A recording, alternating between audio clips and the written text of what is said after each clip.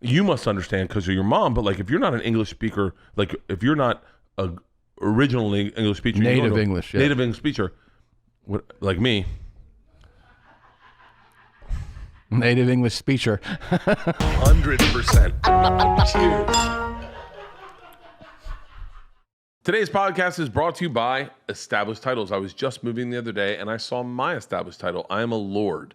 How does it work? You're probably like, Bert. Well, in Scotland, landowners have long been referred to as lairds or lords, Scottish term for lords, and the female is the equivalent of being a lady. All you need is at least 1 square foot of land. Established lordships and ladyship titles packets are based on this historic land ownership custom. They offer title packs with plots of 1 square foot to 10 square feet of land on a private estate in Dunfermline, Scotland. It's in Scotland. So that you can make anyone, including yourself, a lord or a lady. The title pack starts as low as $49.95 and comes with a personalized certificate, a unique plot number where you can locate the exact coordinates of your plot, and a plot of dedicated land on a private estate in Scottish Highlands that you can visit anytime. Do you guys miss me reading copy? Probably not. Established Titles is offering our listeners 10% off their Lord and Lady ships title packs. Go to establishedtitles.com/bears to become a Lord today and get 10% off. That is establishedtitles.com/bears to become a Lord today. This episode of Two Bears, One Cave is brought to you by Bud Light Seltzer. Bud Light Seltzer launches limited edition retro summer tie-dye variety pack. You know, after a year of being distant apart and feeling gray, summer 2021 is a chance to make up for lost time, Bert. I'm telling you, I've had nothing but lost time. I've been waiting to enjoy in summer. Where you can have friends over and have a Bud Light Seltzer. Dude, and check out these flavors. Cherry limeade, blue raspberry, summer ice. These flavors take inspiration from nostalgic summer favorites, and surprise, 3 delicious flavors will also come in frozen form as an ice pop. What? Hold on. Where are the ice pops? Stop. Where are the ice pops? That's not real. That's not real. That's Is that real? That's real. God. I know. GD. I want to suck on an ice pop with these flavors. Jesus. Bud Light Seltzer ice pops. And sitting in the backyard, we'll go fishing, go out in the boat. Those are some Elvis Presley calories I don't mind. Yeah.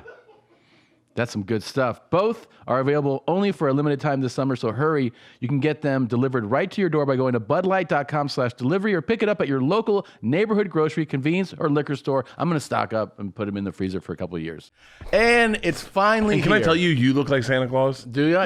You look like Santa Claus. You think so? Yeah, I was just thinking that today because I was like, I'm going to trim my beard today, and he's going to go, your beard looks white. You got gray hair in Serbia. And I'm going to go, you got gray hair. You look like Santa Claus. And then I thought of I think I have more of his beard, but I think you have more of his body. I definitely... Dude, and it's just going to get worse. You know what my game plan is? So I'm fat in the movie. I had to be fat in the movie. Oh, you got fat in the movie? Listen, I'll call the fucking producer right now. And my only goal is to get fatter so I look good in that movie. Oh, right. My only... Dude, please go after your goal. Don't worry. I think after Thursday I will. I don't know how the fuck you did it. Let's talk about it. We have so much to talk about. First of all, you're back. And yes. I'm very excited. I just saw you for the first time in nearly 4 months, just a few minutes ago. I posted pictures of us making out. Yeah. And I'm so happy to see you. It's been fun with the guest bears, but honestly, I'm fucking over them, and I miss you. It's interesting because I'll tell you what was really good about the guest bears. It really kind of made me see how good Tom Talks is. Oh yeah. Because Tom Talks is that fucking music guy. Wasn't that great? Christian Han, fantastic, right? So like, I know tomorrow I'm doing with Talib Kweli is doing it. No. Yeah, he's doing Tom Talks. Are you tomorrow. Serious? Yep. See, I actually thought about Bertcast and I was like, I always just go to comics that I know because I don't want to have to do any research. Yeah. Because I don't know what I'd talk to. But I think it's even almost better, and I got that a little confirmation of that from Marin that it's almost better not to do too much. Like if you don't know the person, yeah, because you're natural at you can talk to anybody, so it's like just have a conversation, right? Like do the research if you want to have like a really in depth, like get in there kind of interview, but. You don't even have to do that to talk to anybody because you can just talk to anyone. Yeah, I don't know. Your Tom Talks is really good. It's a really good podcast. And it was interesting watching Two Bears guests because some people like got in and and it was like Ethan was a fun one. I think he watches the show. Ethan does not watch. Oh no, but it was a fun, like he was. Oh, it was fun because we have a rapport. Yeah, it was a fun watching. You and Brendan was really good. Yes. I love everything Anthony Jeselnik does. Oh, he so makes funny. He's so honest. He's like Leanne, like so fucking honest. Where you can be like, just dial it back a little bit. Yeah, and he's like, people got upset because I wasn't giving Bobby the energy he needed to succeed on his podcast. He's like, yeah, I don't do that. Yeah. And I was like, oh. Which is what Leanne would say too. Yeah, and I wrote down a note: never take a road trip solo, just you and Anthony Jeselnik, where we drive to Vegas and it's silent. Oh yeah. Until I just start ba ba ba ba ba ba ba ba. So Anthony, tell me how you trim your beard. Anthony. Who were all the guest bears? Let's go through the guest bears real quick. Yeah. Oh, you had an epic one with Steve-O. That was a big one. That was like the beginning of the Steve-O press tour. Because Steve-O's been promoting Jackass hard as fuck. My feelings got hurt. I'm so excited about your feelings got hurt. Or that's when I texted you about it. Keep going, go back. I texted you about it. Yeah. No. No. Stop. I'm so fucking sensitive. Hold on. Okay. So we had Shab, Marin. Great. Cassius Marsh. So he's an NFL player. Yeah. Who bought my house. I know. I was like, at first I was like, wait, who? And then I was like, Tom knows the most random fucking celebrities, like football players. Yeah. And then you're like, hey, you bought my house. I was like, that makes more sense. Yeah, it was great. Does he play for the Rams? Steelers now. What's he do out here? He's from LA. Oh, really? So this is his. Cassius Marsh was a good one. Okay. All right. Hold on. The best one. Fitz. No. Who? Felipe Esparza. Oh, he was amazing. Felipe. So we're driving to the studio. We had a 30-minute drive. That was like heartfelt and funny. We had a 30-minute drive to the studio every day. Uh-huh. So every Monday we throw in the new two bears, right? Yeah. And we put in Felipe. We're crossing the bridge by the Galleria for anyone from Serbia who knows where we are.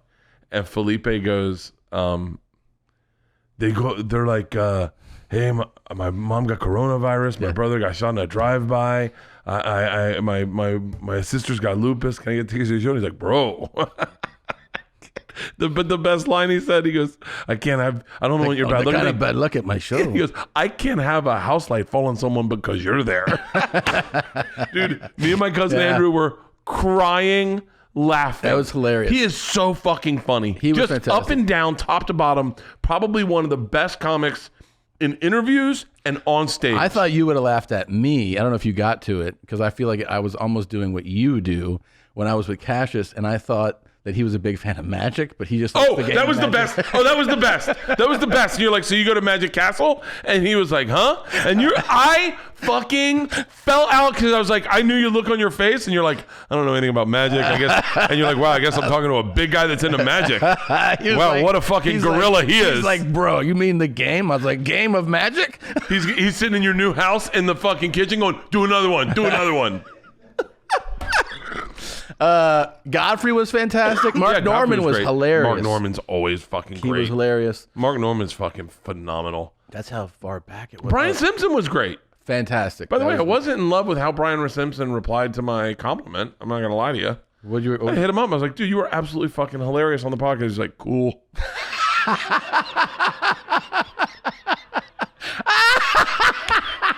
I'll tell you something. This is a thing. Brian is deadly honest, like Jeselnik, like Leanne. Yeah, that's why. Because he gave you exactly how he felt in that moment. Because he was the one I got jealous of because you were doing them when I was here. Yes. Remember? Yes. Because if you notice on that one, my hat's here, and I was like, here, leave him a present. I was trying to like. And he was that story of the fucking. I had to make a confession. Okay. I was gonna do pictures, but I thought it'd be too mean. But I had lunch with Jennifer Aniston. Okay, I'm not believing this. I'm not believing it. By the way, and unless you have pictures, I don't believe it. I do have pictures. Okay, I didn't post then let me see them. Then let me see them. Okay. Let me see a picture of you and Jennifer Aniston. If you do, I will break the tendons in my right arm.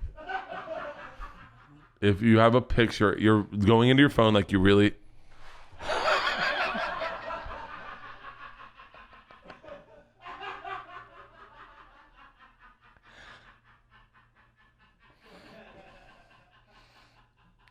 You're like the guy at a bachelor party who's been married and he's cheating on his wife, and then the guy's getting married. I don't want to see any of that. I don't want to see any of that. I don't want to see any of that. I don't want to see any of that. I don't want to see any of that.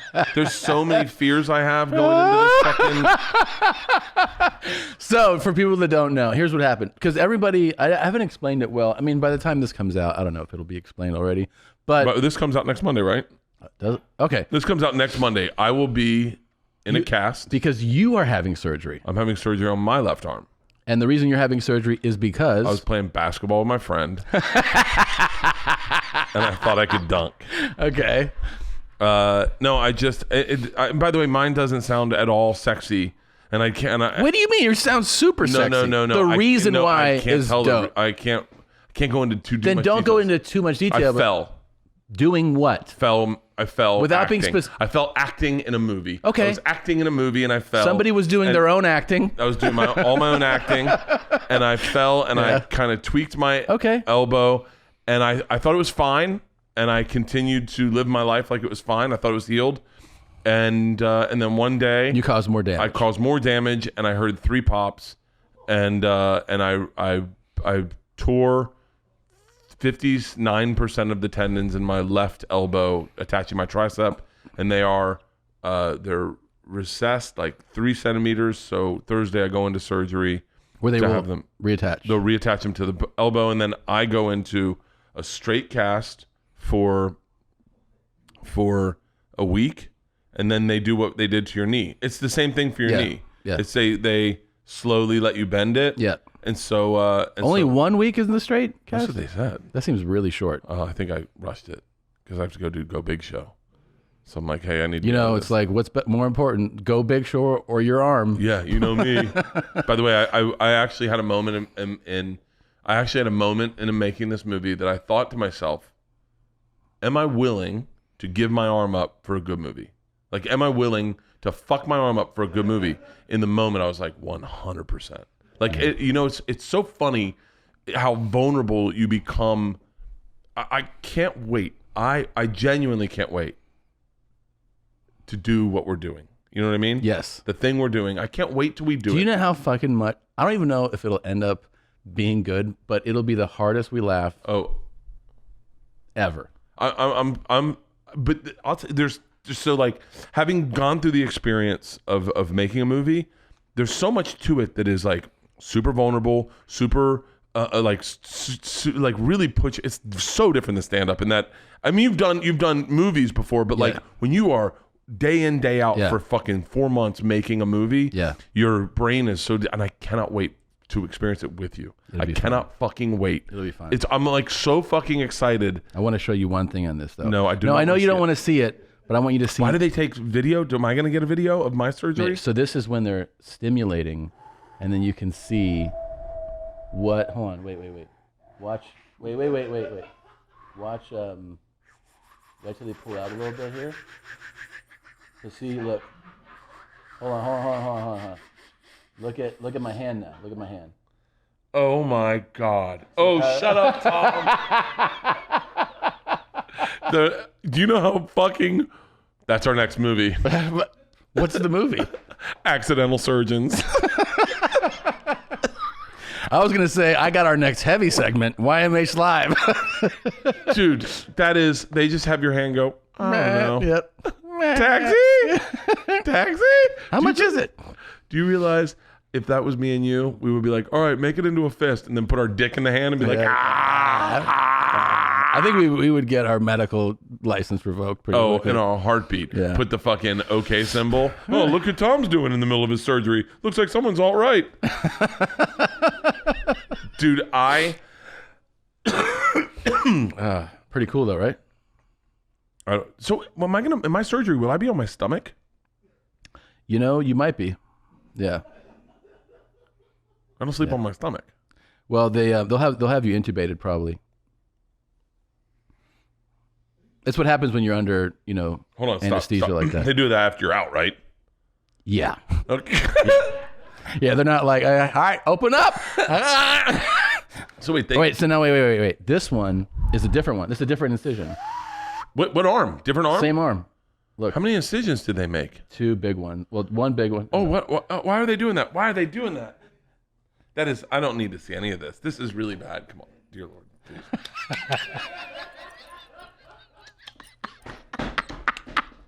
Fucking stop.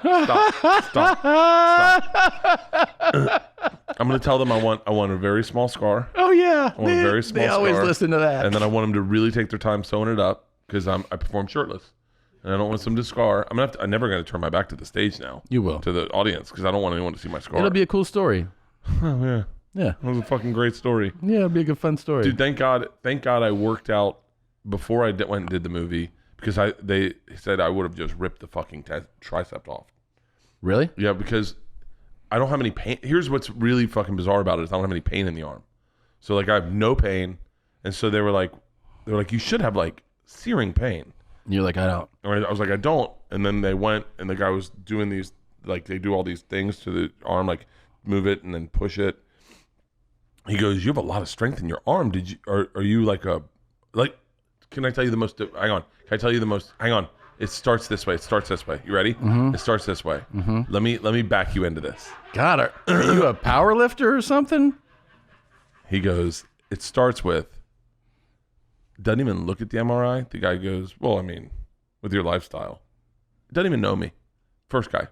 Not the guy doing the operation. Not the other guy assisting with the first guy looks at me and just goes, I mean, just looks at me and he goes, well, I mean, what are we going to do? You can fix it, but like, what are you active? Do you do stuff? And I was like, huh?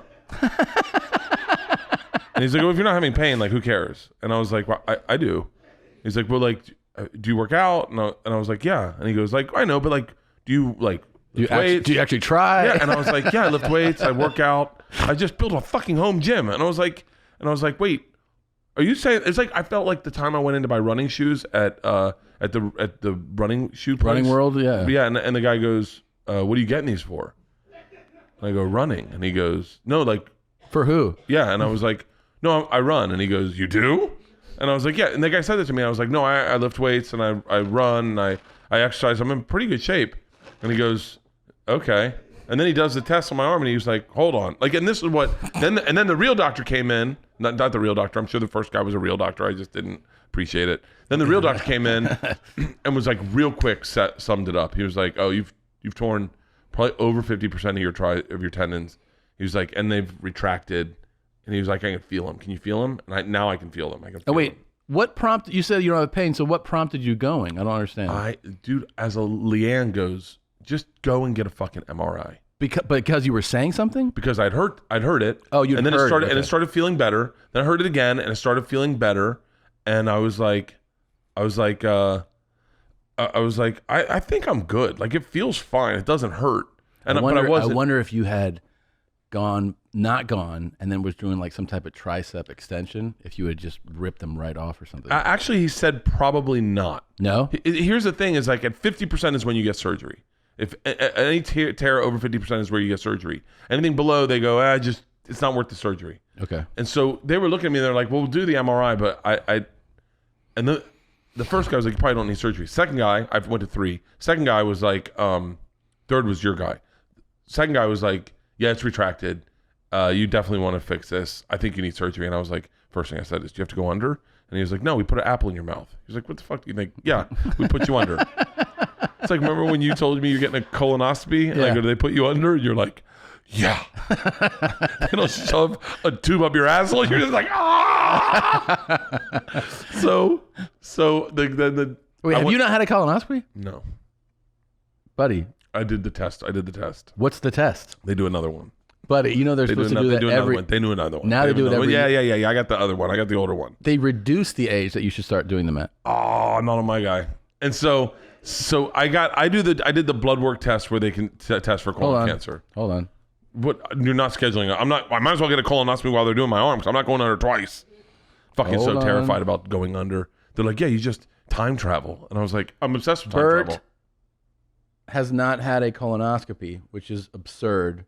Let's get it scheduled ASAP. Are you texting Leanne? Yep. They might as well do it on Thursday because I'm not going under twice. Anyway.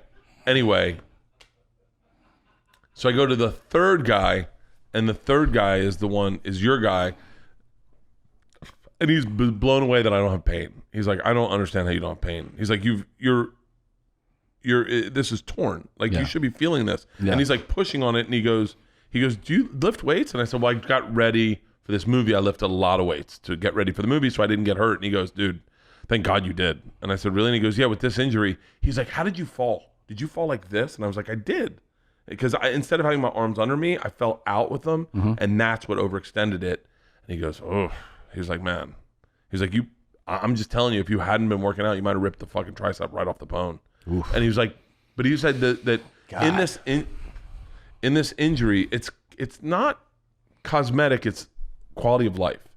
Because you just can't use your arm the way you would if you wanted to live a life, like, you know? And so he's like, it's a quality of life thing. Have you seen somebody's muscle tear off the bone as they're lifting? I have. And by the way, you want to see another one? No. Go to Larry Wheel's Instagram account. I'm not going to watch it. Why? I can't see it.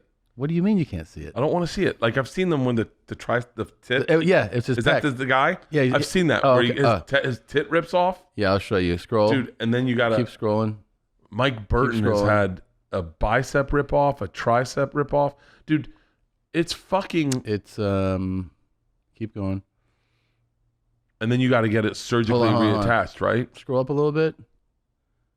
Is it? No, it's not that one. No, it's gonna be further down, I think. Yeah, dude, it's wild. He's spotting a guy, and the guy is a big, strong dude, and he's doing incline. There it is, on that right one there. It's that one. Oh, and his right pec just comes right off, dude. Oh, yeah, and that's major weight, you know. Yeah. Oh, look at that. Yeah. So what do they do to him? They're just like, you're gonna die. No, they reattach it. I think that's why you have a spotter. There, see, look. Oh my God. Yeah. Yeah. Intense. That's fucking. Oh man, that's like. My arm was. I have a picture of how my arm was black and blue from here all the way up. From that fall. From that fall. And so you tore shit on that fall. I tore shit on the first fall, but I felt good. I felt like fine. And what did they do, without getting into what did they do, let's say, afterward? Like, did you get any type of medical care? No. At a risk of not sounding, I don't want to sound like snobby about healthcare. Yeah. But I was very hesitant. To go. I went to a Serbian hospital once because I burned my leg. I don't know if you saw that. No, I didn't see that. I'm such a fucking idiot. So one motorcycle? No. Pizza oven? I don't know. What the fuck did you do? Ice? I go for a run one day, and I tweak my calf, and so what I do is I go, oh, I'll just put some ice on it. Andrew, I was mad at Andrew for finding these ice packs. Because he goes, oh, I got these ice packs. If we ever need ice, just throw it on there. And so like an idiot, I threw it on there and wrapped it up. So I get to set, and it's ice still on there. It's just directly on the skin. And my skin is like cardboard. It is all burned. Like it is my hair. Wait, you'd gone on a run. Yeah. And you wanted ice just for soreness. Because I tweaked muscle, and I had to do some. And this was a standard ice pack? Standard ice pack. Put it on my skin. Okay. And it burned my skin. Why did it burn your skin? 'Cause it's an ice burn. Okay. And so you're not supposed to put ice directly on your skin. And so there was and by the way, I want to be as fair to everyone as possible. And I don't want to sound, it's hard. One of the things I learned in Serbia is your experience is based on the person you're next to. It's not a broad, wide experience. So if I give you what I may believe my perspective on gypsies are, based in my experience in Serbia, it's based on one person telling me what they feel about gypsies. Okay, that guy didn't like gypsies so much. Okay, so I can't. You mean like the rest of Europe? But I don't want to say Serbia doesn't like gypsies. I can just tell you that I know a guy that really doesn't like gypsies, like really doesn't like gypsies, and he's listening. What up, brother? Buddy, you can go anywhere in Europe. Well, it's a shared experience. Dude, it was such an interesting because you know it's like Gitanos de mierda. Okay.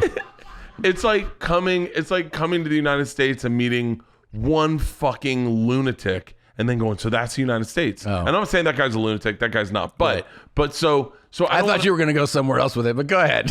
So I don't want to put all my experiences and then this is a broad stroke of Serbia because it's not. So I burned my leg with an ice pack, and sometimes there's this thing in Serbia that I think all Serbians would acknowledge where they just go da da da da da da da. Yeah. So like I don't know why it happened to me a lot. So I burn my leg with an ice pack and I go up to our doctor and I go, I've hurt my leg. And now there's another guy that hurt his leg. And someone just translates to her, oh, it's just like his leg. And so she goes, da da da da da da da, and takes my burn and puts icy hot on it. And I'm like, I don't think that was what you're supposed to do. And I was like, I've burned my leg. And everyone's just like, yeah. We know. And I was like, hold on. No, I've burned my leg. And they're like, yeah. And later that night, my leg's bubbled up. It's all bubbled and filled with pus. The skin's moving. And I go, I think something's happened to my leg. And then the doctor looks at me and she goes, what did you do? And I was like, hold on. I told you. You did it. Yeah. We deserve to know what we're putting in our bodies and why, especially when it comes to something we take every single day. Ritual's clean, vegan-friendly multivitamin is formulated with high-quality nutrients in bioavailable forms for your body so it can actually use. What you won't find in there, sugars, GMOs, major allergens, synthetic filler, and artificial colorants. Plus, they got fresh taste and delayed release capsule makes it easy to take your vitamins. Oh, look, here's the deal. When I was home over quarantine, I took vitamins every fucking day. And halfway through, I remember Rogan texted me, he goes, do you even know what are in your vitamins? And that's when we ran into Ritual. Ritual, you know what you're putting in your body. And I'm telling you, it's a multivitamin with key nutrients and forms that the body can actually help to fill in the gaps in your diet. I have lots of gaps in my diet. No shady extras. Ritual's made traceable. You always know what nutrients you're taking and where they come from, thanks to Ritual's one-of-a-kind visible supply chain.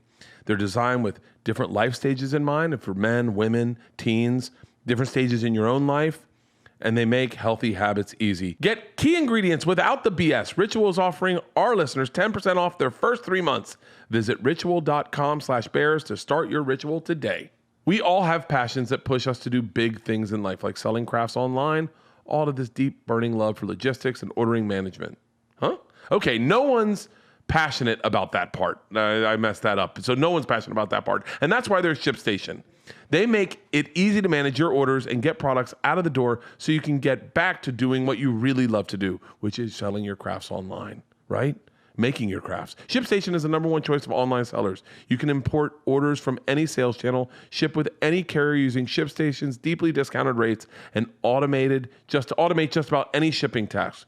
No wonder hundreds of thousands of online sellers choose ShipStation. No matter what you're selling, if it's Shopify, Etsy, your own website, ShipStation funnels all your orders into one simple interface that you can manage from anywhere and even use your cell phone to manage it. You can get access to the amazing discounted rates that they usually reserve for major carriers like UPS, FedEx, USPS.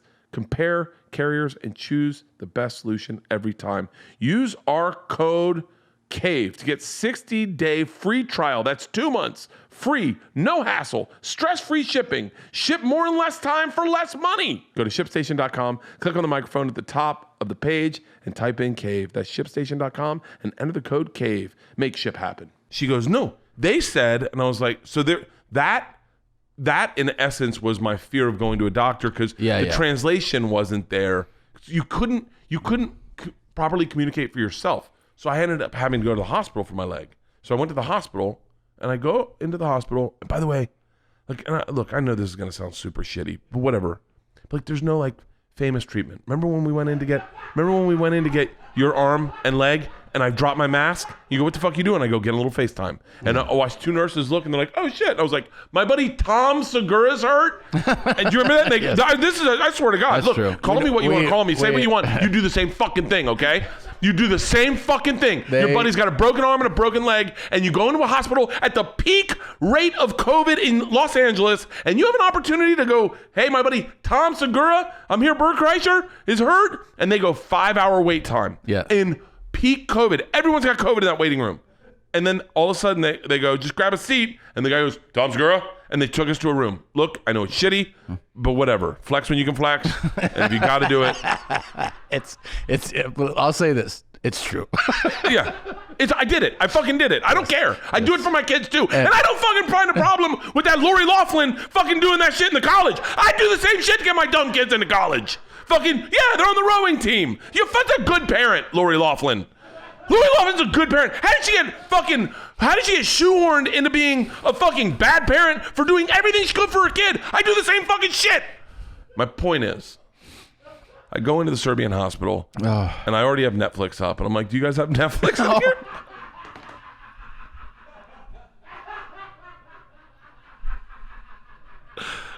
It was so Here's bad. The thing is that I wish I could be there just to watch you go like, let me try to get some celebrity treatment. I wish I could be there. I was. Oh, you guys fuck. know Netflix, The Machine, The we're doing Machine. a movie, Mark Hamill. You guys, was that Star Wars? I can get you meet Chewbacca, whatever. I'm like, because and they're just like, no. So, by the way, the wait time is 0. Like, I literally saw a doctor within 30 seconds of being in the hospital. I mean, it was fucking extremely quick. However, I will say that once again, the translation isn't there, and it's like, and this is what's one of the things I thought you must understand because of your mom. But like, if you're not an English speaker, like if you're not a originally English speaker, Native English speaker, like me. Native English speaker. It must be terrifying to go into into a machine like that. I also know the different, like there's so many grades of somebody going, yeah, I speak English. You know what I mean? Like they go, yeah, I don't speak English. Someone's like, oh, Sasha speaks English. And then Sasha walks in like, yeah, good day. And you're like, oh, fuck. Like, your English isn't that good. Yeah. Like, and there's so many levels of proficiency, you know? Oh, so dude. it really stands out when you're traveling. The lady gets me up on the thing. She's like, she says, sits me on the table and goes, what happened to your leg? And I said, I burned it with ice. I burned it with ice because I had hurt my muscle. And then someone misinterpreted what I was saying. And another doctor put icy hot on it. She goes, why would you have her do that? And I said, hold on. I didn't have her do that. It was a miscommunication. And she thought I had hurt my leg. So she put icy hot on it and wrapped it, which is probably the worst thing you can ever do for a fucking let burn. it soak in. Yeah. And so I go, she goes, oh.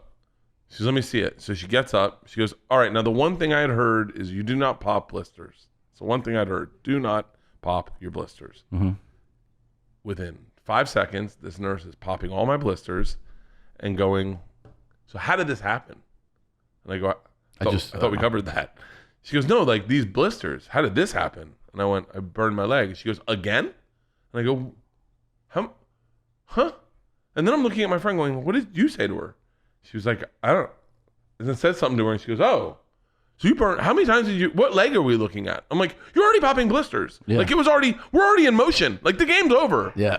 And then you just go, it's not, I have to emphasize this. It's not poor healthcare. It's this lack of translation. And so when I hurt my arm, they were like, do you want to go get an MRI? I was like, no. Yeah. And you know what? And by the way, and I mean this once again, super respectful. I don't want to sound, but like there's different forms of like, of the way they perceive health in Eastern Europe. Like one of the big things is like, I remember I said something and one of my co-stars who's Croatian goes, well, yeah, of course.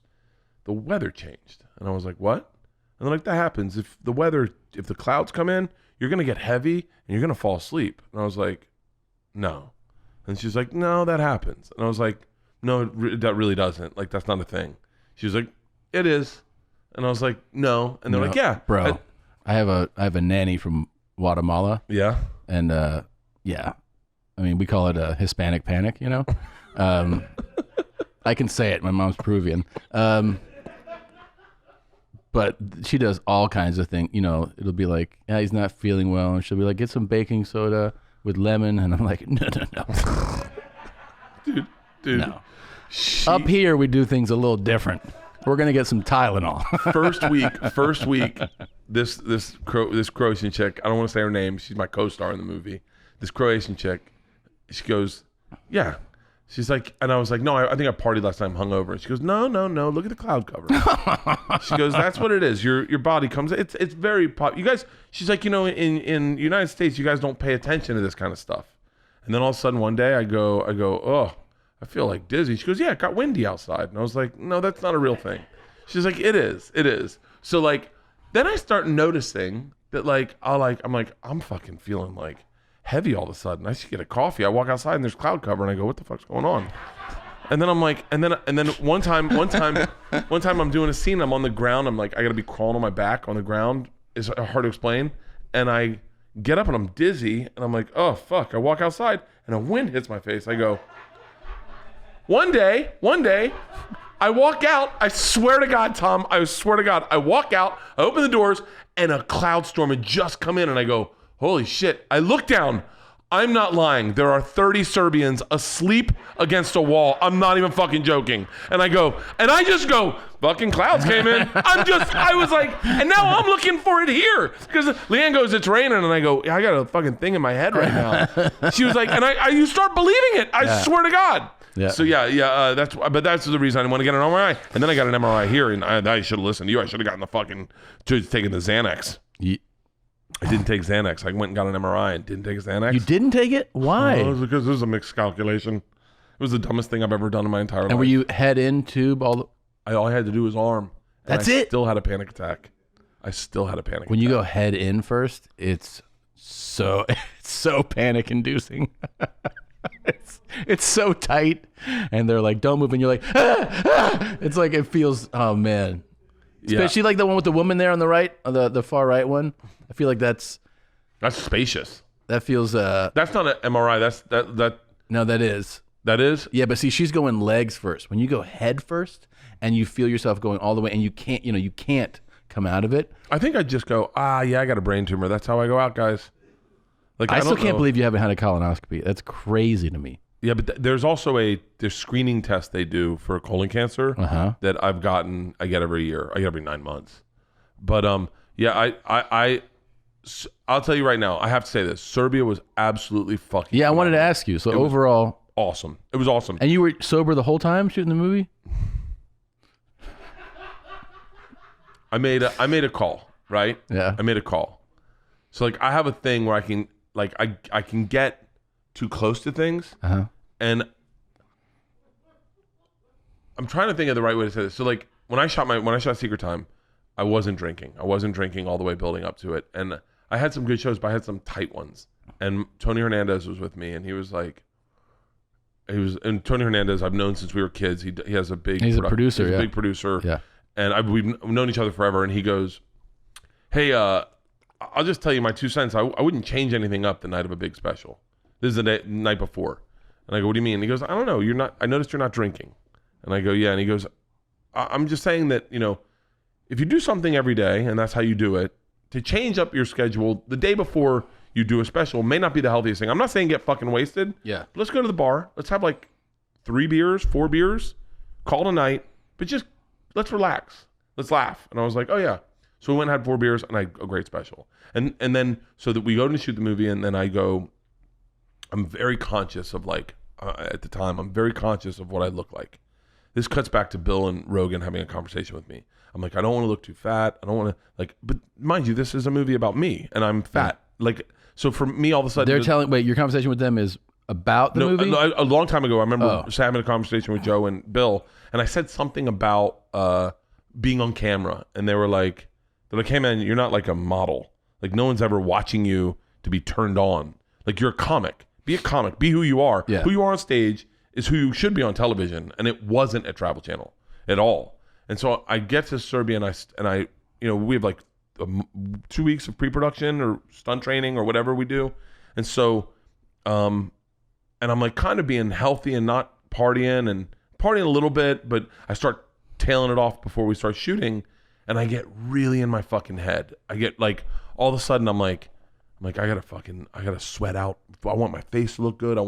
And then all of a sudden it's like none of who I am right now. Like right now, I didn't fucking put on get in the sauna before I did this. I just come here and do it. Yeah. And no one's sitting here going like, ugh. I mean, people go, Bert looks bloated today, but it's not losing them, right? Right. And so I had a conversation with or just bleep his name out. I'm sure he doesn't want to be a part of this conversation, but I had a conversation with bleep it out again. And he goes, hey man, we bought who you are. Like we didn't buy anything other than the guy that walked in and met me for the first time, the guy I party with, that guy, that's who this movie's about. So be that guy. Like you can be that guy. So the first day I wanted to make sure I hit it out of the park. It was a big scene. So I didn't drink. And I personally didn't enjoy it a ton. I was really in my head about my acting. I was like, and that's not who I am ever about anything. Leanne got there. She was like, honey, you had a great day. Let's go celebrate. And I was like, I'm not going to drink. She was like, you're not going to drink? And I was like, no, I'm going to stay sober for the movie. And she was like, I think it's a bad idea. And I was like, really? And she goes, listen, enjoy this movie. Really enjoy it. You may never get to do it again. And I went, and then all of a sudden I went jogging. Now here's the other thing. I ran 5 miles every morning. I lifted weights every morning. Like I was healthy, never drank, no hard alcohol, just drank wine. Serbian wine, by the way, is a lot like Fit Vine. It's fucking amazing. You could run it. I'm sure that folks at Fit Vine will love that. Yeah, they will. There's no tannins in it. Less sugar. It's really great. Okay. So I hope we have a Fit Vine read in here. So, but I said to myself, I can't control a lot of this. I can't control a lot of what people, if they like this movie or not like this movie. I'm not in control of that. I can't control how other people act. I can't. The only thing I can control is I can have a good time on set. I can have a blast doing this movie, and I can make it fun for everyone doing this movie. But I can't do that if I'm like teetotaling my, no, guys, no wine for me. Yeah. I don't want to go to dinner. I'm going to bed early. I would expect you not to get ripped every day, but to enjoy yourself. I enjoyed myself immensely. And you worked with Mark Hamill. Yeah. So does he love the machine? I think Mark has an appreciation for me, much like my father. He's a very sweet guy and he likes me. I think he likes me, but I doubt we'll be. I said to him at one point, I go, Mark, you think we'll be talking much after this? And he was like, huh? I'm a lot to be around. No. I'm a lot to be around, and I distanced. I tried to give Mark space around me so that I didn't overwhelm him at times, because for whatever reason, I'm fucking exhausting. And I learned that with everyone I acted with on this movie was like, at times they were like, you're a lot. It's funny, you don't realize who you are until you hear other people say. And until you're around new people. New people that are like, he's chaotic, he's unpredictable, and you're just like, I'm not unpredictable. And everyone else is like, are you being serious? You just walk in with your shirt off. And I was like, yeah, but doesn't everyone, like I do that all the time. And they're like, you're just like, rip your shirt off and walk in. And I was like, yeah, like that's, oh. These were supposed to be here the whole time? Okay. Oh, nice. All right. So I think Mark and I got along great. We got along fantastic. But I think I realized a lot more about who I am. That's the weirdest part, is like I started getting very vulnerable halfway in, because you start doing scenes about yourself and about your relationship with your dad, and then all of a sudden you're like, God, is this who I am? Like, am this fucking lunatic who, like, I did shit on a pizza box to win an election. You know? Yeah. That's exactly who I am. So you do acknowledge that that's kind of crazy, though, right? Yeah, but I don't see it as crazy. You know, it's like, it's the same thing with the Kool-Aid. Like, I don't see that as like bad. And then I do it, or like, you know, today I was like, oh, I can't wait to tell Tom I started showering, but I'm showering outdoors. They gave me a high level security guy in Vegas. Yeah. Because like the casinos were open for the first time, and Vegas is wide open. It was July 4th weekend. I had my deal at the Mirage was back, right? Yeah. So they're like, we're just up in security all around for performers. And I was like, okay. And then they gave me this dude who was special forces. And they're like, he's not going to like talk to you or anything, but like if there's any problem, he'll just kill somebody. And I was like, okay. So I'm walking around one time and him. Yeah. And he was like, and they like, he just fades in, you know, like he stands off. But I go to the gym, I go to whatever, walk through the place. And then after one of the shows, I'm at this bar and they close off this area. And I have friends that came out to the show. And we're just hanging out. And I see him. I still haven't even spoken to him, but I just see him, you know, and he's just kind of like looking around. And I go, I'm going to go to the bathroom. So I go to the bathroom and he walks in the bathroom. And I haven't spoken to him. And I just say, hey, thanks for taking care of us this weekend. And he goes, yeah, man, just drink a bunch of Kool-Aid to keep me going. And I was like, what? And he goes, that's the funniest shit I've ever seen. And I go, okay, trained killer. Yeah, I don't think you realize who you are sometimes, and then until you meet new people, and then new people see you, and they're like, they assess you, and then they say things because you're working. Yeah, and you're like, you know, I wonder if that's a lot of what like, because the thing with me is I'm very loud. I'm oblivious to anyone else. I'm oblivious to like how I'm perceived at all. And so with Mark, Leanne told me. But you're good at like being quiet, letting people get thought in, you know? Are you done? So was Mark immediately like, do you ever shut up? Yeah, he actually said that. Yeah, he actually definitely said that. I wish I could have seen that too. Me and his relationship was identical to the one that he played in this movie as my dad. Really? It was like perfect casting. It was perfect casting, and he is so fucking funny. He's such an amazing actor. Like he really is. You forget like because you've known him so long. You forget. I just forgot he could fucking punch the throttle every now and then. We have a scene where he fucking turned the screws. Yeah, and I started crying. I'm not on camera. He's on camera. I'm just reading the lines of them, and then he just does it, and I start crying, and then they're like, "Hey, like that's fucking great." And I was like, "Yeah, right." And they're like, "No, what you did." And I go, "What was I doing?" And they're like, "You started crying." I was like, "Oh, that's because he was doing that thing." And they're like, "You mean acting?" And I was like, "Yeah." And so then we go to do the turnaround, and he does it, and I'm I'm like kind of there, and they're like, can you get back to where you were? And I was like, yeah, tell him to do the thing he did earlier. And they're like, oh. So they go to Mark. They're like, hey, turn the screws on Bert. And he does it again. He does this thing where he touches my face. And I just started fucking crying. I was like, dude, I cried so much in this movie. Really? I cried so much just making it. I cried the whole fucking 3 months. I cried so fucking much. Oh. Dude, and I hooked up with another chick. Oh, yeah.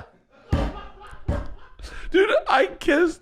Dude, I talked to her. I talked to her about this, so she's comfortable with me telling the story. Okay. So you get there and you're like, I'm fucking a chick from Serbia. I'm fucking a chick. I tell Leanne, I know I have. So like, I don't want to talk too much about the movie at all. Like, meaning, I don't want to tell like too much of the details. But I know that there is this weird scene where I have to kiss someone, or someone has to kiss me. And I make a joke about it with Leanne, right? Yeah. So then, wait, going before you go, do you guys ever have a conversation that you have a kissing scene? Oh yeah, and you know me, I'm busting Leanne's balls the whole time. And is she laughing about it? So this is our new arrangement. Like I get to make out with people, and then you can't. Yeah. And she's like, don't talk like that. It's kind of gross. And I was like, whatever. Yeah. You know, like I'm making jokes about it nonstop. And by the way, the scene isn't even a makeout scene, and so it's just a regular it's like yeah. And so, but I'm joking about it, and then I have a scene, and with the girl that plays my wife, Stephanie, who's an amazing actress, a really amazing actress, and I'm not giving the scene the right attention, like I'm not doing the right thing in the scene, and she witnesses it in the scene, and it's supposed to be like a heartfelt scene where I am like dialed in, and for whatever reason, and by the way, I really think it was my second day acting, and by the way, second day acting forever, like ever. And in the middle of this like third take, she senses that I'm not dialed in, and so out of nowhere she kisses me and slaps me, and all of a sudden I'm fucking in, and we finish seeing, they're like, that was great, that was fucking awesome, and they're like, do it again, same way, and then I was dialed in for the whole fucking rest of the day. And I said, why'd you do that? She goes, yeah, you weren't paying attention. You were kind of thinking about, like, I could see you listening, but not really listening. You were listening to talk. You weren't talking. And she was like, I just thought like like it would be better to like, it would better to get you into the moment, you know? And I was like, I go, that fucking really worked. But I just kissed a chick and it wasn't planned, right? And I was like, and it caught me off guard, so I called Leanne that night. And I go, hey, I've got to tell you, like, I kissed somebody. You're such a homo.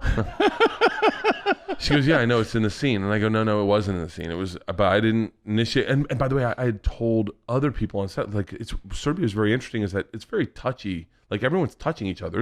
Me Too is not really splashed over there. I don't think anyone's sexually harassing anyone, but people are touching each other on set. They're like sitting in each other's laps. Like, it's really like touchy-feely. And someone had touched me, and I had said to them, hey, just so you know, like, I'm cool with that, but like, I'm not going to touch you back. And I just want to make sure that you know, like, because in my head, I'm you know, all thinking about like people's fucking comfort zones. So when this kiss happened, I called in. I go, hey, it happened. Like, I just want you to know that I feel weird about it because I've never kissed a girl in like 19 years. It's just your 20 years. It's just been you. And I just kissed someone. She goes, Bert, it's in the fucking scene. I go, it actually wasn't in the scene. I go, she did it. It was out of nowhere. She goes, no, I thought you had a scene with her. I go, no. She goes, I think tomorrow you're like legit kissing her. And I went, what? She goes, tomorrow you're like legit. You come home off the road and you got to kiss her. And Leanne's like, I'll be there. I'm going to watch it. And I was like, you're going to watch me kiss someone? She's like, yeah, I'm a producer on the movie. I'll be watching you kiss her. And I was like, shut the fuck up. So I go to the script real quick and I'm like, Bert legit kisses this chick. And I'm like, oh, this is in the movie. This episode is brought to you by Whoop. By the way, I haven't had my Whoop on for a little bit because they wouldn't let me wear it in the movie because we weren't a sponsor. Motherfucker, it bummed me out. I'd have to throw it on. You know, that's how great a Whoop is. I would throw it on first thing in the morning, go run with it. I'd wear it when I'd throw it on last thing before I went to bed. I'd track my sleep. I'd go run with it.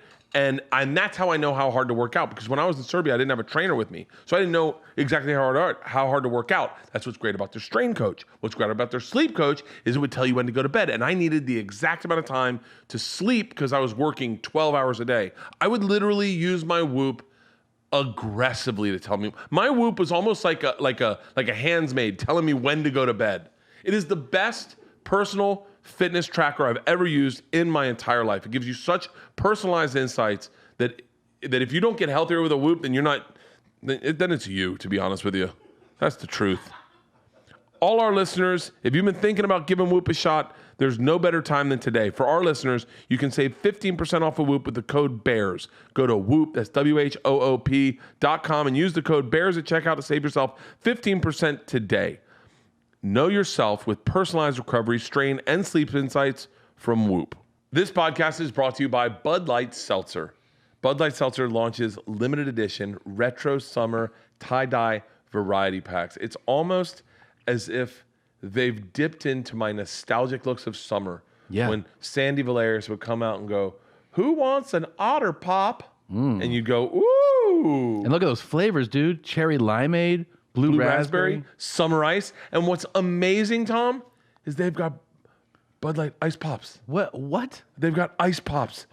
Do we Frozen have them? Ice Pops. Dude, I'm telling you, I can't think of a better thing to enjoy a summer. Sit with your feet in the grass, right? Yeah. Oh, you hear the cicadas going.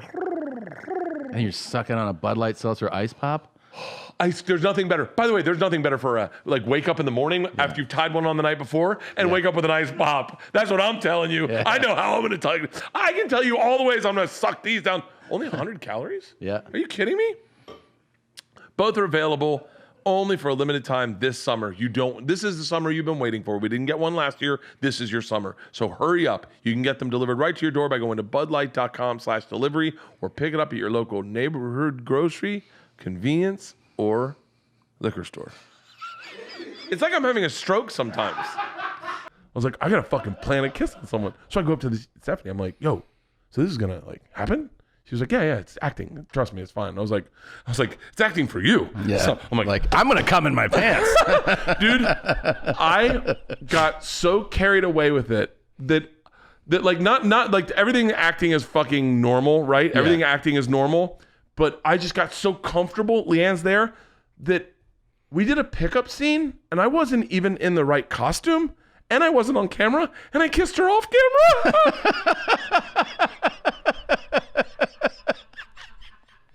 We were sitting behind camera. We were sitting behind the camera, and I just and everyone was like, "You're not on camera," and I was like, "Huh?" Like I got so comfortable with it. Leanne's like, "What the fuck are you doing?" And I was like, "Is this on? Wait, what's going on? What's going on?" Wait, be honest. Did you get hard? No, I definitely had to do a costume change, but no. I definitely guarded myself, but no. Dude, I just partied with Stephanie and her husband this weekend in the Borgata, last weekend in the Borgata.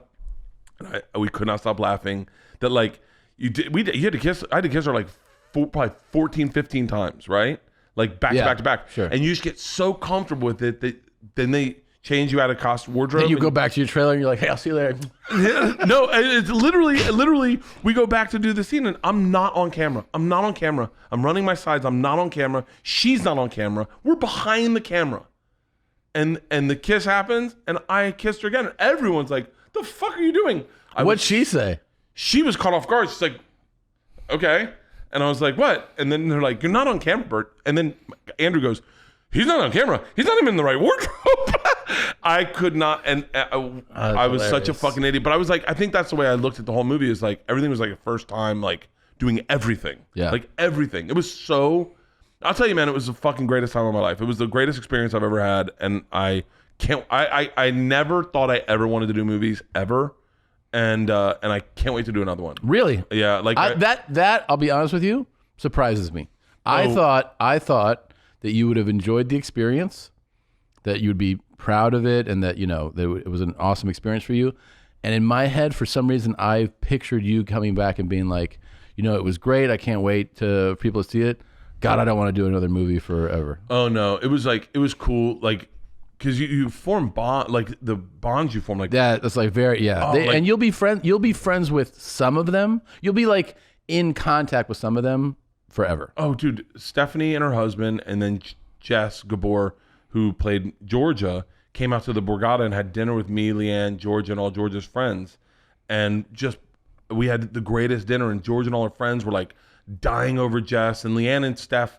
Or like Leanne and Steph and I and Leanne, because we were all there together. We went to the U.S. ambassador's house. Yeah, that was fucking insane. Yeah. But like we all got really, really close. And so is Steph American? Yeah. She's an amazing actress. She was in Wolf of Wall Street. She was in The Irishman. She's a fucking amazing actress, and it really is. And I learned so much just by being around her, because she would like just give me like little things, go like, yeah, do this, or like she was, I mean, the best. And even with like the kissing stuff, which it sounds, I make jokes about it now, but like I was uncomfortable. I get it. You know me, like I'm not, because I don't have like I'm too honest about things. Yeah. And I was honest with her about them. Like, and she was like, I was like, am I cheating? Are we cheating right now? She was like, no, we're not cheating. We're working.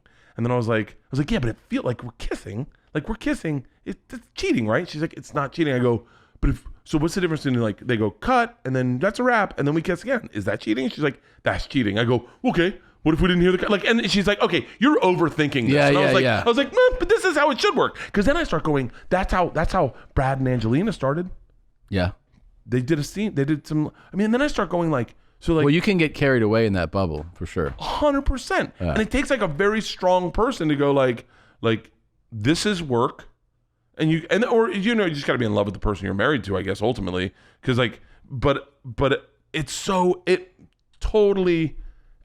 makes so much sense, like because all I thought was like in that one scene where she kissed me and slapped me, I go, so. Honestly, could I do that to a co-star? Could I kiss a co-star and slap him? Like, because I'm cool with it, because I want her to get the most out of me, but that is a weird juxtaposition as if a dude's like, I'm not getting enough out of my chick, That would be, I don't know if there's a... Listen, there's a difference. Yeah. Yeah, there is, right? Yeah, yes. But I'm so glad she did it to me, because it made me act better. I got slapped once in a scene for this pilot Tom, I shot. I got slapped a lot. Keep going. This was again, they had talked about it, the director and the actress, and she's supposed to be she's my wife in the thing, and they wanted more of a reaction from me. She's supposed to be like kind of yelling at me, and they told her, slap him. She's a let's say a strong woman. Yeah. We're da-da-da, and she slaps the fucking shit out of me, right? So I was like, and they were like, that was awesome. And I was like, okay. And I was like, yeah, I really wasn't expecting that. And they're like, I know, right? And then we go, take 2. She does it again, which this time I'm kind of expecting, I'm like, hey, that fucking hurts, right? The fifth take, I'm like, I'm going to rip your fucking hair out of your head if you do that again. So we kind of knocked that off. But like,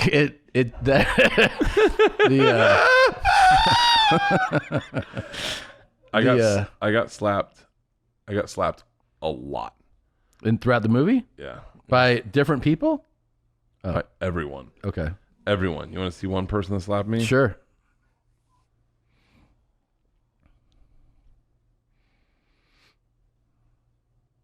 I know that dude. He slapped you? Dude, he for real slapped you? There was I don't know, man. I don't want to talk too much about the movie because I want people to see it. I want one of the things. Do you have any idea when it's going to come out? No idea. I think maybe like beginning of next year. Uh-huh. It was cool as fuck. And you have no idea is it going to be a theatrical release? I don't know. I mean, I hope so. All I'll say is there's 19 different movies inside this movie. This movie is a lot. I think hopefully people won't expect what they see. And so that's when you see, I got really into it because, obviously, I mean, I've talked to you a lot throughout this making of this, but I got really into the idea of making movies. It's really a cool thing to sit back and to be an executive producer. For the record, that's the fun part, is to be an executive producer, to sit in a tent, to watch takes, to see a guy like Peter Atencio, our director, work, and just this guy, like, to see what it goes into it. You're like, okay, I know I'll never be a director. I don't have that. I don't have what Peter has, like that mind for what needs to go in to make a movie. I mean, his attention to detail was so like he had to pay attention to everything, little detail where you're like, what the fuck? Like, and then not only that, just the little details about like what's in the room or what's in the thing. The thing I was blown away about with directors when I was on a set of a movie was how everyone is asking them questions. You know what I mean? Like somebody goes, should we do this or that? And they go, the blue one. And then the guy goes, well, which light? We'll dial that back. And then the person, and the meanwhile, so there's 50 people doing that. And I'm like, hey, how do you but should I say it like this? Or do you want me to come in with this attitude? And the director is calm. If they're good, can take everybody's different questions about, nope, lift that up, pads light, this kind of that. I like the other shirt more. Do this. Yeah, you're be higher. No, you kind of bring it down a notch, and they have it all coming at once. And I go like, how do you fucking navigate this? It seems so overwhelming. It's so nice to be a producer and to sit in a tent and just see things. And by the way, great producers. You can put his name in this time. Kale, great producers. Yeah, keep his name in this time. He is his insight, like what they see. And what they think is working is like invaluable. I mean, invaluable, or just to come in and be like, hey, it's feeling flat. And you're like, oh yeah. And then to fix things on the fly, it was so much fun to do that. And then like just to be like me and all the people I acted with. And this goes back to the not drinking or drinking thing. Because I thought to myself, I want to create a family with them. I want them to have a great time when they're here. I want them to have the best time they've ever had. And so like one night I got I got 2 sommeliers to bring about 10 cases of wine to my house. And I was the only one with a house. And so I had this like 4-story house. And so I had them bring 4 cases of wine. I catered it.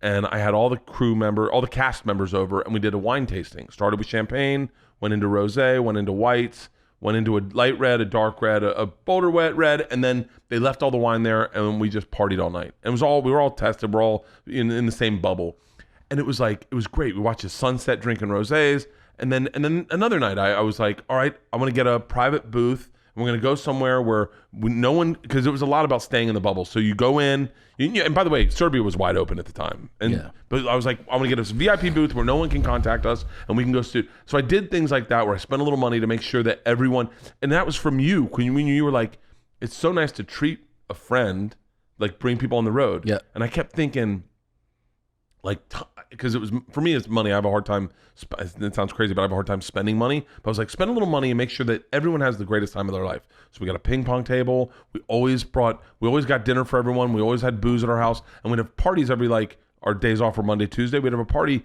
Monday night for everyone to come over, sit in the pool. We'd get a karaoke machine. Like, we'd do stuff so that everyone had a good time because you couldn't really do much out of the bubble.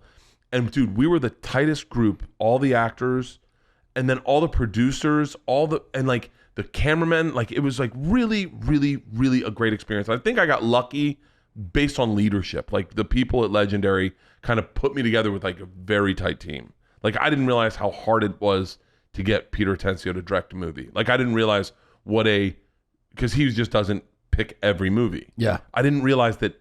And then you start understanding why people don't do projects. You're like, oh yeah, I don't want to fucking be with those people. Oh, right. Yeah. And so. Because you're also with them. Like, you're really with them. Yeah. For months. You better be able to fucking.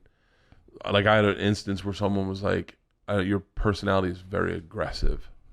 And I had to figure out how to be less aggressive. And I was like, not aggressive, but like very loud, very loud.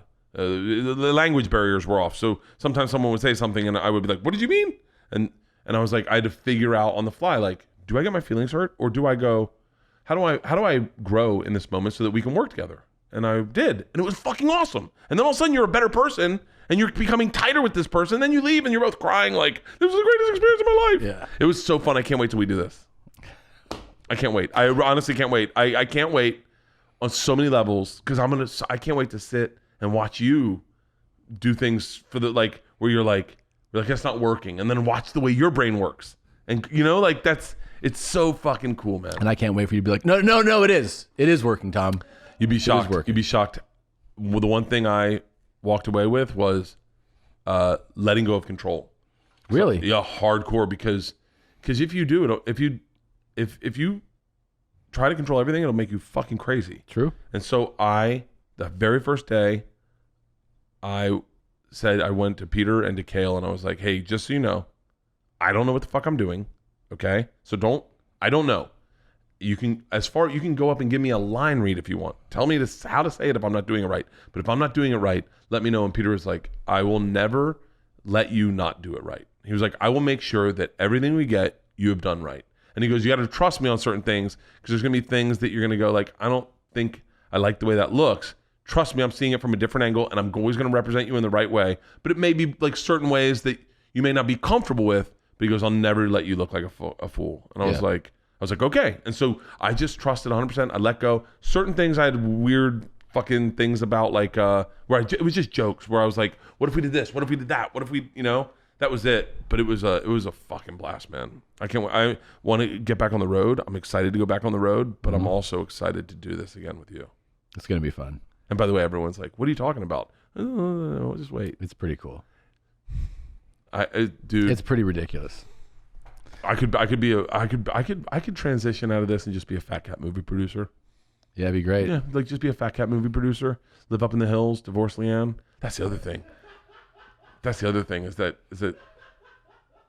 I feel like I broke the fucking dam. Yeah. Kissed a chick acting. I was like, well, what's the difference to me? Yeah. What is the difference? No, what is it? I mean, honestly, what is the difference? I mean, maybe you leave here today and you just kiss someone else. The best part is, this is gonna come off mean, but whatever. Yeah. You guys know who I am. Yeah. We get done, Stephanie. I get done that scene that day, and we go out to dinner. And you're like, what's that mouth do? We all go out to dinner that night. Yeah. It was a beautiful fucking dinner. Leanne, Stephanie, Jess, everyone goes out to dinner. The DP, director. We get back that night, and Leanne's like, so you want to kiss Old Faithful? And I was like, beat it, scissor lips. I was like, Daddy's got a taste for the finer things in life.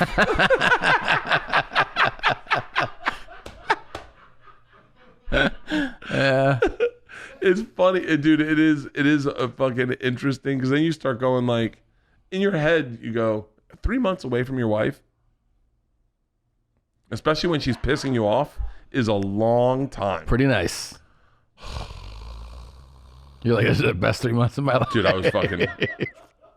She was like, I told her went on a jog one day. I was like, all right. I was like, I'm gonna funk. Like I had a weird week in the like tail end of the movie, like month to go. I had a weird week where I was like, my leg was burned, my arm was hurt, I lost a tooth. Like I was just beat to fucking shit. And I was like, all right, I'm gonna rally. I'm gonna change my energy. I have the ability to change my energy. And so I'm like, I'm gonna go for a jog in my favorite park. I'm gonna get in a good mood. Killed some coffee, go for a jog. Leanne calls. I go, I'm changing my energy. I drive my ship. I'm not letting anyone drive my ship. I'm not hurt. I'm feeling better. I'm going for a jog. I'm putting myself in a good mood, and I'm powering through this last month in the best way possible. And I did for real. But at that moment, Leanne goes, okay, maybe now's not a good time to have this conversation. And I went, what do you mean? She goes, well, just our house isn't going to be ready. And I went, I fucking lost. I go, I just told you I was in a good mood. I told you I'm trying to write my boat. And why would you think now is a good time to give him the worst news he'll get? And she was like, what?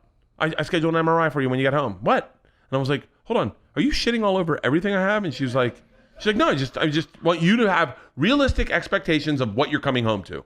And I was like, you're like, where's Stephanie? I was like,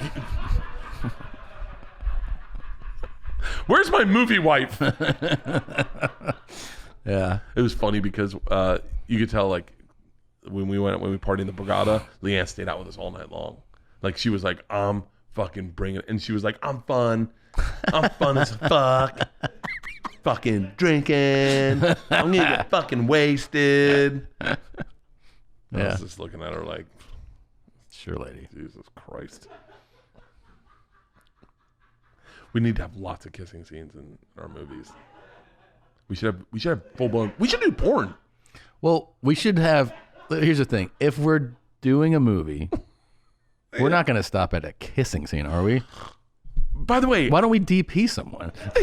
Dude, why don't we just transition gently into comic porn? Yeah. And be like, honey, I was acting. I'm working. Get out of the room. Get her out of the room. I'm losing my heart on. Get her out of the fucking room. Yeah, we should totally do that. By the way, you know I'm going to get a fucking call from Legendary today. Like, can you please not talk about the movie at all? You did not give anything away.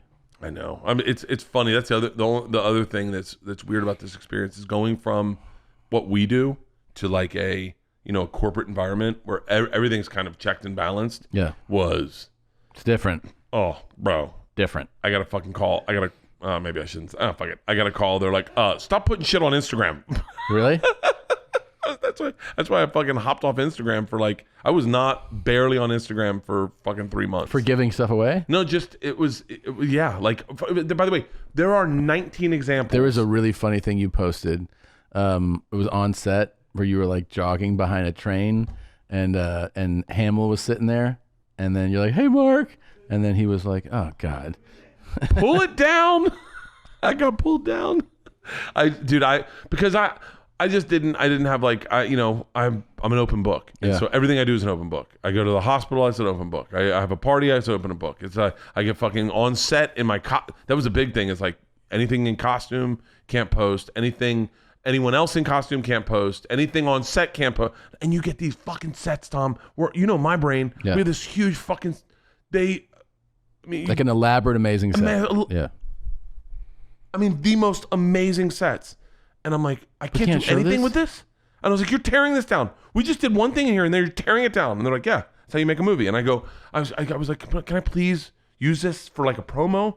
And they're like, no, that's ours. We build it. We get to use it. And I was like, motherfucker. I was losing they would build the tension. I can't even tell you what they built. Because you're going to see it in the movie, and you'll never know that they built it, and you'll think it's a real thing, and it's not a real thing. No, I've seen movies. I know that. But I never knew that that's how that happened. And it's it's fucking insane. It's really insane. No, it's amazing. It's amazing. I'll tell you what else is amazing is the fucking Sea-Doo you got me. Oh. I fucking love that thing. I love it so much that I got another Sea-Doo. No. That is even faster. Shut the fuck up. And then they were like, hey, you can take the governor off this thing and it'll go 75. And I was like, no. Because I got it to go 63 and I was like, This is so fast on the water. Oh my God. It's amazing though. It's so fun. That is the most like the most fun thing is, and for the lake, it's just after sunrise. The lake is glass, and a lot of times like right before sunset. Sometimes middle of the day it can be pretty choppy, but man, that sunrise one. That if you get out there like right 6:45, 7, it's fucking so fun, man. God, I can't imagine. 6 months from now, when we're both healed from our injuries, we should go for a ride. And we're all going down to Grand Prairie. Where do you live? Grand Prairie, Texas? Grand Prairie, Texas. Where do you live? Austin? Oh, Austin. That's right. Yeah. Waco? Is that where you guys moved? Yeah. Fuck. How is it? How is Texas? It's great, man. It's great. Yeah. Have you seen any Texas type things where you're like, look at the boys, you're like, hey guys, we don't say that around here. No, I'm like, you're just going to talk this way. Just get used to it, man. Oh, they're going to get accents. They might. I mean, Julian really might. He's so young. You know? Hi, Daddy. Yeah. Daddy, Mama. Mama and Daddy. Oh, my God. I can't wait to go down there and go, so is this your Mama and Daddy? And they're going to go, huh? And I'm just going to plan it. Howdy. He got cowboy boots for his birthday. So funny. He walks in him like a just born deer. He's like. Wait, does he call you Paw? No, they don't do any of that yet. And when your dogs are getting old, when you're gonna take them out in the backyard and shoot them, think of all the Texas things you get to do now. Yeah, actually, with our dumb dog, I might do that next week. And I get the boys, come here, she's being stupid. Pow! I just shoot her. Do your kids think it must be weird because your kids only know you guys as handicapped? It's so weird. It's so. I realize because I came home from this was a scheduled operation, and I was like, I told Christina, I was like, you realize that they just think that like adults are injured a lot. Like, they just think that like you're supposed to be in a cast all the time. That's fucking crazy. They've seen in 6 months a fucking straight brace on my leg, don't touch this arm, crutches, and then her. And now she's walking around with a cane. Boot, cane, scoot, and then new thing, and they're just like, yeah, that's just what happens. Oh my God. Adults get really hurt all the time. Anytime I see a guy losing his hair, I say the same thing. 66% of men start losing their hair by the age of 35. That is burned into my head because I know there's a way to stop that. There's a way to change that number. All you got to do is go to 4Hims. 4Hims was created by a guy who knew that majority of conversations when it comes to medical advice for men happen better online than they do in person. A lot of guys get gun shy when it comes to going into a doctor's office. You're looking at one right here. I remember I started my hair loss battle when I was 22, and I had to go to a doctor. I had to sit in an awkward, long line. I had to go to the pharmacy. I had to do all that crap. And I didn't even know if it was real stuff. It was snake oil pills. Hims connects you with licensed medical professionals and FDA-approved products to help you treat hair loss. They connect you with licensed medical professionals online, which would save you tons of hours. Completely confidential and discreet. Answer a few quick questions. A medical professional will review, and if they determine it's right for you, they can prescribe the medication to treat your hair loss. They ship directly and discreetly to your door. Right now, they're offering you their best offer yet. If you're not happy with the results, then after 90 days, Hims will give you a full refund. And right now, our listeners can get their first visit absolutely for free. Go to 4hims.com/bears. That's 4hims.com/bears. Remember, prescriptions require an online consultation with a healthcare provider who will determine if a prescription is appropriate. Restrictions apply. See website for full details and important safety information. Remember, that's 4hims.com/bears. Do they like Texas? Can you tell? Yeah. Is there like the yard or something? There's a much bigger yard, and they're playing all the time. And Ellis is that kid. Ellis is the kid. You know, when you're a kid, there's a kid who's like, I'll pick up that frog. And you're like, what the fuck? That's him. Oh, you couldn't do that in L.A. And also, like, I just remember, like, knowing that there's the kid that's comfortable. Yeah. He came in, he's like, check this out. And I go, what the fuck is that? He got a frog? Yeah, he just put it in. I loved catching frogs. Really? I didn't do that shit. I used to get a one of those little pools, those kiddie pools. Yeah. And I'd go find holes. I'd put a hose in the hole, flood it out with frogs, catch all the frogs, put them in the kiddie pool, and then I'd play with frogs in the kiddie pool. But then one of the dudes working on the house was like, that's not a frog, that's a toad. So just be careful, you might get warts. And I was like, hey, take that fucking thing outside, man. Wait, what's the difference between a toad and a frog? There's got to be a great setup for a joke there. Yeah, I think you just did. It's like the difference between jelly and jam. What? I can't jelly my dick in someone's ass. I heard a good joke. You want to hear a good joke? Okay. Frogs have long legs, longer than their head and their body, which are toads, on the other hand, have much shorter legs and prefer to crawl around rather than hop. Toads have dry, warty skin. And Can you get warts from a toad? Is that real? Yeah, if they piss on you. No. Yeah. I had warts all growing up. Do you think that's from catching toads? Oh, that's a myth. It's a myth. It's a myth. Yeah, but she's my myth. So why'd you get all those warts, you think? I don't know. I had warts. I had a wart here. I had warts all over my hands. I always thought it was from playing with frogs. I used to put my dick. So there was this joke. This joke made me laugh. This is one joke I heard in Serbia. Okay. It was a pretty good joke. Shout out to Phil. What's up, Phil? There's a guy goes to prison, right? I'm gonna do it in a little bit of a British accent because I heard a British guy tell it. Oh, good. It's better that way. Okay. And he's like, guy gets to prison. First day of prison, he gets his new cellmate. It's this big cellmate. It's this big motherfucker, and he's got his shirt off already, and he's sitting in the corner of the bed, and he goes, hey, and he goes, all right, one thing you need to know, first night, we play a game called Mommy and Daddy. And the guy goes, okay, and he goes, I don't think I want to play. He goes, you have to play. You have to play and pick which one you want to be. And the guy goes, I mean, if I have to play, obviously I want to be Daddy. And he goes, okay, fine. So come over here and suck Mommy's cock. So that was one joke. And then someone goes, oh, we have a German version of that. And I was like, really? And he's like, yeah. He goes, God gets into, hold on, I'll do a German accent. Und God gets into prison. Guy goes to prison, and the first night the guy goes, he meets his new roommate, big guy, shirt off, and he goes, okay, so here's the deal. You can do this. This is going to happen. You can do it with spit, or you can do it without spit. And the guy goes, what do you mean? He's like, it's going to happen. You can do it with spit, or you can do it without spit. And the guy goes, well, fuck. I definitely want to do it with spit. And he's like, all right, spit. He wants you to do it too. Those are two jokes I heard. Yeah, that was a good joke. By the way, I'm already nervous that someone at Legendary is going to be like, dude, don't mention that we told dirty jokes on set. Oh, God. No, you're fine. That's where my brain goes with fucking corporations. They were really good bosses. We're going to like working for them.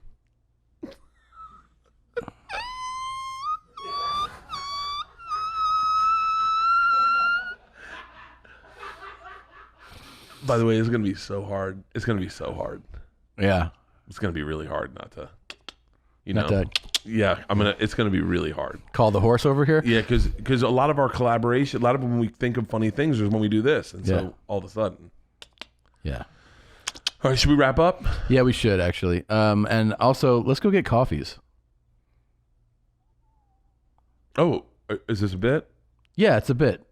Well, do you want to go get coffees, like go get done and go get coffees? I mean, that's what I said, but it's one of my new bits. You want to see where it goes? Yeah, let's see where it goes. Let's go get fucking coffee. Oh, okay. I didn't know what you were saying. I was like, hey, can you get me a weight loss program for my surgery? Like, how did you lose weight doing surgery? You just stop eating? No, you start eating clean. For real? For real. Like, I did it today in a hotel, dude. What are you eating? Egg whites and spinach. That's what I had for breakfast. Like, I just found this new place by my new house. Give out the address. Actually, can you take that out? The one thing, can you take out all the stuff that would tell anyone? The one thing the girl said is, do not tell people where we live. You can do, first of all, it's not that crazy what I'm doing. You know, I'm not like super strict about it, but I try to eat clean as much as I can. And if you're not moving a lot, like especially after surgery, yeah, you should try. Or do the other thing. Gastric bypass? No, get super fat, and then the movie comes out, they'll be like, you look great then. God damn it, look how skinny Bert was. Yeah. So last thing before we go. Yeah. So going under, how scary is it? No, it's the best. It's my favorite thing to do. I wish I had another surgery coming up. For real, is it what do you dream of anything? No, you just they're going to put you into like the deepest, darkest sleep. and it's going to be, you might die, but you might not.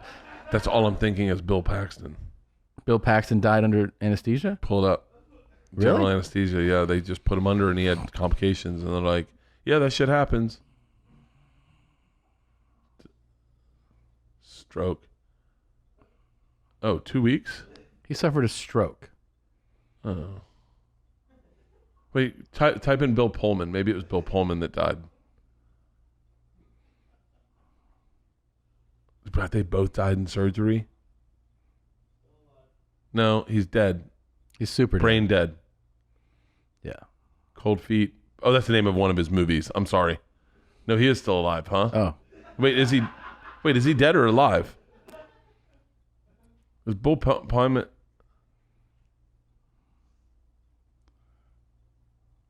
Just, can we get like a... It was Bill Paxton. It was Bill Paxton. Do the image. Do the image on Bill Pullman.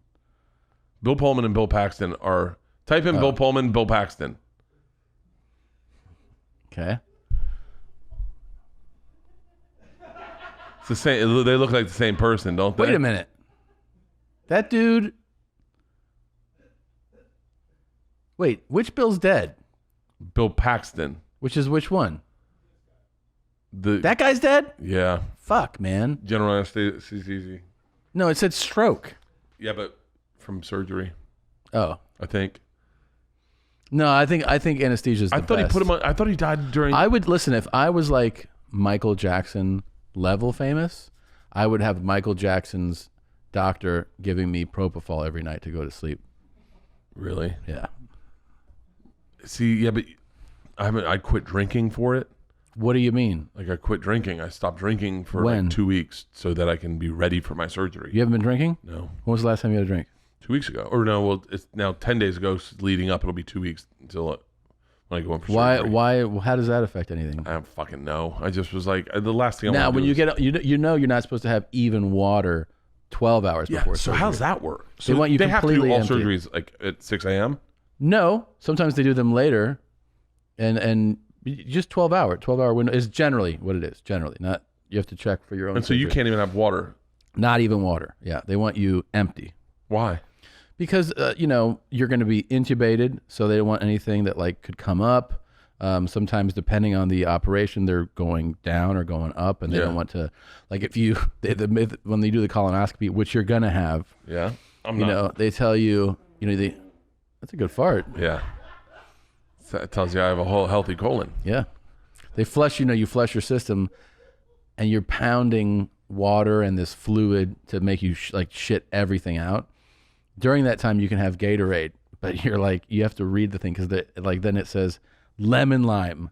Because if you have red or blue Gatorade, it'll look like blood and they'll be like, this guy's dying. Like, Shut the it'll just fuck look up. completely like blood and they can't, you know, differentiate the two. So, yeah. So, wait, do you had a colonoscopy? How many times have you been put under?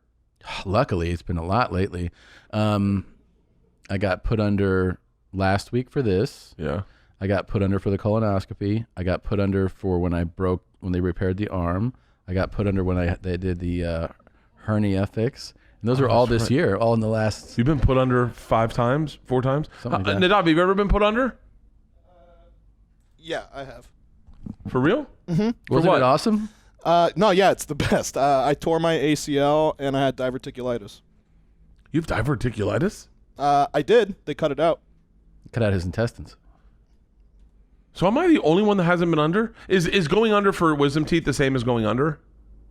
Because everyone's always like, well, I have my wisdom teeth taken out. And I was like, nah. I guess so. I mean, it's anesthesia, but it's so much better what you're going to do. So much Really? better. Yeah, and then here's what's going to happen.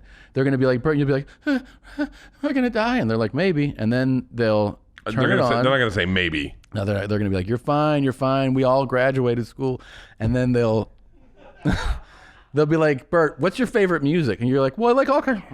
Oh, yeah. So you don't Yeah. listen. You don't bring headsets. Oh, no. They're going to talk to you and you'll just be asleep. And then you'll be in recovery, meaning you'll be in a different room than they operated you in. And you'll just be like, it'll be like a bear coming out of hibernation. For real? I swear to God. And then they'll be like, Bert, surgery went great. And they'll start filling you in. They'll be like, and you'll go, I'm thirsty, and your throat will bother you because you were intubated, so you'll have like a tube will have been down your throat. The rest of the day, your throat and your chest will be kind of like, you'll try to speak and it might be dry. Yeah. They'll give you crackers and water, like things to kind of, start letting you eat again. And then they'll come in and tell you, guess what? We repaired the tendon and it went exactly the way it was supposed to go. We didn't know that you have MS. That's the worst that they go, we got in there. Yeah. So you're going to be on a new regimen pretty soon. Yeah. Any derivation off of I do that, and you can get a cocktail before you come in, right? Like you can be like, load me up. No, like they can, yeah. If you're like, I am really nervous. Did you do that? No, I did it because I wasn't that time. But the time when I had the hernia is when they also did my vasectomy, and they did it at the same time. So when I was nervous because it was of the vasectomy, and I was like, oh, my balls, and I heard one of the nurses go, he's nervous, and the anesthesiologist was like, I'll give you a little something here in a second, and then they had really given you the IV, and then he was like cranked it, and then it was just like, Phew. What did they give you? I didn't ask. I was just like, fucking take the edge off, man. Dude, I'm telling you, I'm looking for surgeons to do this shit. Let's go get coffee. So that's all an anesthesiologist does is all they do. That they don't know how to. Well, they put you under, yeah, and then they try to keep you alive. That's all they do. So they just check your. And they have to consider the type of operation, the duration of the operation, the patient's conditions. They're putting under a child, a 30-year-old woman, a 360-pound man. Like they have different. So then they differentiate the different medications, how long, and then of course, considering the person's conditions, might be like this person doesn't need to be intubated for this procedure. This person does, like all types of different things like that. I hope I don't want to be intubated. You're going to be. You think? Oh, absolutely, because you have sleep apnea. And, yeah, I do have sleep apnea. Yeah, so they're going to absolutely intubate you. Really? And of course. Is that why you got intubated? Well, they said, you look like an athlete, but we think, yeah, of course. No, they do it because they're putting you under and you stop breathing, man. So it's breathing for you, Hold on. You stop breathing? You could stop breathing. Oh, so they just make sure that they make sure you don't stop breathing. It's like a little push on a bike. That's exactly what it is. My surgery is going to take an hour. Okay.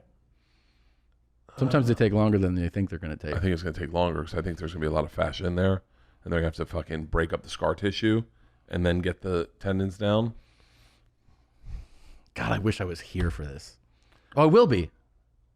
It's Thursday. You're doing it Thursday. Yeah. I'll come see you Friday. Are you really going to be here? Yeah. Why don't you come into the room with me? I don't know that they would allow that. Why?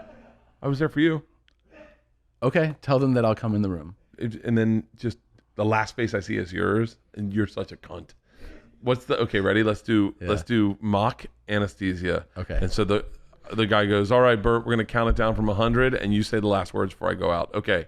100. I'll take care of Georgia and Isla. Oh, God. It's going to be fucking hilarious if I die. I don't know if it'd be hilarious. I'd be very sad. If I die. Yeah, what do you want me to do? If this Thursday, which by the way, you'll be dead when this episode comes out. I'll feel kind of weird releasing it, but it'll get a ton of views. So it's gonna go fucking viral. This will be like probably the most viral podcast. Oh yeah.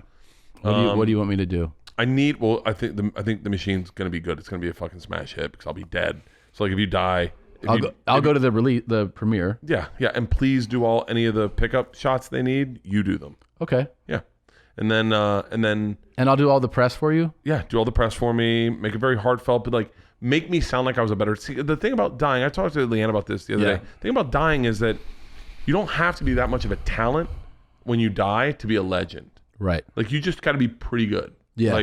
True. Like if you're pretty good and you're cut in your prime, and I'd be cut in my prime, then everyone's like, holy fuck, that was his one. He only did one movie, right? Like fucking. Like I'm not gonna name names, but there's like no, to do one movie and for it to be this particular movie, and then I die, then that movie is going to be huge. And what'll happen you'll be posters in kids' college dorms. Legendary will dump another fucking $30 million into the fucking. It'll be like a huge movie. I don't know if that'll take care of Leanne and Isla. Well, 2 bears, 1 cave. What are you going to do with that? Well, you know what I would do? Like what? I would keep doing the podcast. Yeah. Keep your name in the title. Yeah. And then just keep giving them advertising and everything money. So that you're essentially Okay, then that'll take care of them. Yeah. That'll take care of them. And then just I have a bunch of videos that I've never I have a ton of. Is there a way you want me to take them anywhere? Like any trip or anything? Maybe I'll take them to the hot chicken place and be like, your dad was really great. I don't know. Maybe you want some fries? I don't know. I talked to someone about this the other day. My buddy Dave Williamson was talking about dying, and we were talking about dying. We were drunk one night, and he goes, "What's the one thing you want me to do for you?" I think he was worried about dying, and I was like, "I'll tell you what. This is what I'll do. If you die, I promise you, every year I'll take your kids to Hawaii. Take your 2 boys to Hawaii, so they grow up in the water. They're always loving the water. We'll do like high-end Hawaii shit. I'll bring your wife, let her take like a fucking vacation, but I'll make sure your boys get out to Hawaii, get out in the ocean, and know how much you love the ocean and swimming in the water, and make sure that's our thing. And so there's like a good thing, and we'll take a trip. We'll think about you every year." And he was like, "Oh, thanks, man." I was like, "Yeah, sure." So I don't know. Don't let Leanne start dating people. Ever? No. That was one of the things I thought. I was over there for 3 months, and I was like, I don't like. Here's the thing. I didn't want to cheat on Leanne, but I definitely was the first time in my life where my brain was like, but if you did, like, what would that be, right? Yeah. And can I tell you the one thought? This is so morbid. This podcast is taking a dark turn. I like it. But I thought to myself, on your deathbed, right? Your deathbed. That said, ultimately, Push is going to be the last face you see, right? You're going to be dying, whatever. And you're going to see Push. Your kids will be there, and you're going to want them to live their life to the fullest. You're going to look at your boys and go, I want you to do everything I never did. I want you to do big things. But with your wife, you don't want that for her. Right. You don't want her. You don't want something. That's why you don't cheat on your wife with some young 22-year-old tart, because you don't want some young tart sitting there looking at you going, like, are you feeling better? Because I have a Pilates class. Yeah. And I wasn't going to go to a Pilates class, but if you die, I'm going to live my life. I'm going to get all that money, and I'm going to get a private jet. I'm going to do this. I'm going to do that. You don't want someone to live their second chapter. Right. You want someone to go like, oh, this is it for me too. Yeah. And so when I die, I want to look in Leanne's eyes and her to be like, if you die, I'm dead too, pretty much. Yeah, but she won't. Yes, she will. There's no... Buddy. Let me tell you something. There would be a mourning period, for sure. Yeah. And it would be a heavy one, and it would be a lot. She is... But listen, a year later... No. Who do you think bounces back first, your wife or my wife? Who do you think goes on the first date first? Leanne. What do you think? How long for Push? I don't know. I think she would be much more destroyed by it. I think Push would be devastated. Now that you say that, Leanne definitely bounces back first.